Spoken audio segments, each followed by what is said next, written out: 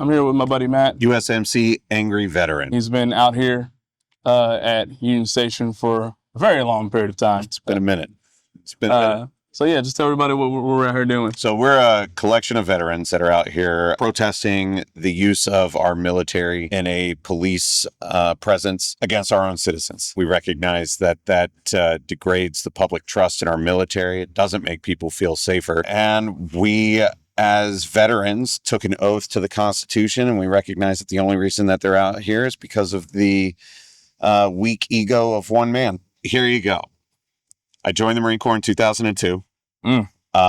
I was Parris Island, South Carolina, 3rd Battalion, India Company. Hey, India Co. There you go. Let's go. I went to Camp Geiger at Lejeune for School of Infantry. And then I checked into 1st Battalion, 6th Marines in March of 2003. Immediately began our workup to go to Afghanistan in 2004. Was medically disqualified from deploying to Fallujah in 2005. So I went over and worked at Division Headquarters for a year. Went back to 1-6.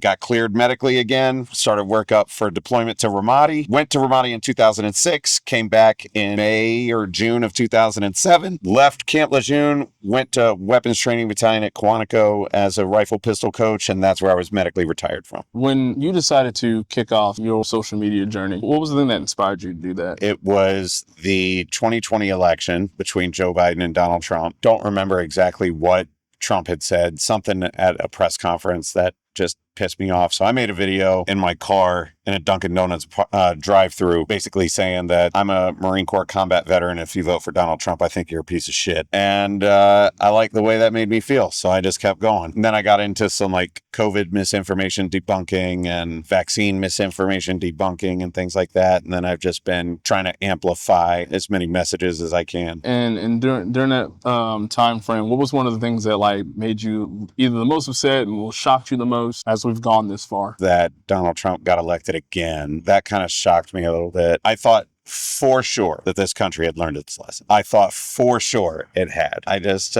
continue to underestimate the power of bigotry and racism and white supremacy in this country, and here we are. I think for me, like I thought that January 6th would have been the nail in the coffin. I mean, I remember I was still in at the time. I was like just about to get out. I was like 2 months out. And January 6th happens, and I am flipping my table. I'm yelling at my roommate. I asked the question out loud. So what was the point? Yeah. What was the point of everything that we did? Yeah. No matter what we did, it seemed like it was for nothing, because here we are putting our lives on the line. We signed a document saying that we would be willing to, if it ever came down to it, sacrifice our lives so that we could preserve all of these things. And now we're watching our own citizens at the behest of a still at the time president saying, hey, the other guys cheated. I'm like, what was the point of that? So yeah. I thought that was the last straw. I've constantly been surprised by what hasn't been the line. I thought for sure when Donald Trump mocked John McCain that was going to be the line. I thought people were going to be like, nope, we're done with this dude. Came out and he started talking about grabbing women by their private parts. I thought that was going to be the line. When he was found liable for sexually assaulting E. Jean Carroll, I thought that was going to be the line. When he disgraced Arlington National Cemetery, I thought that was going to be the line. January 6th, I thought that was going to be the line. When he mocked James Mattis as an overrated general, I thought that was going to be the line. And here we are. Habitual line stepping at its finest. Yeah, goalpost moving 101. Final thing, what would be one thing if you could like talk to active duty military members and veterans in one room right now, if you could tell them something, what would you want to leave them with? What General Milley said in his farewell address. We take an oath to the Constitution, not to a king, not to a queen, not to a dictator, not to a wannabe dictator. We take an oath to the ideas of the nation, of the potential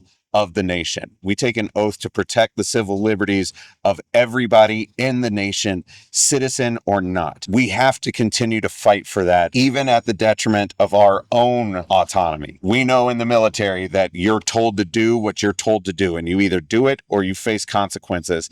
And at some point, we're going to have to start facing consequences. Tell everyone where they can find you. USMCAngryVeteran on TikTok, Instagram, YouTube, Blue Sky, Substack. I think that's it.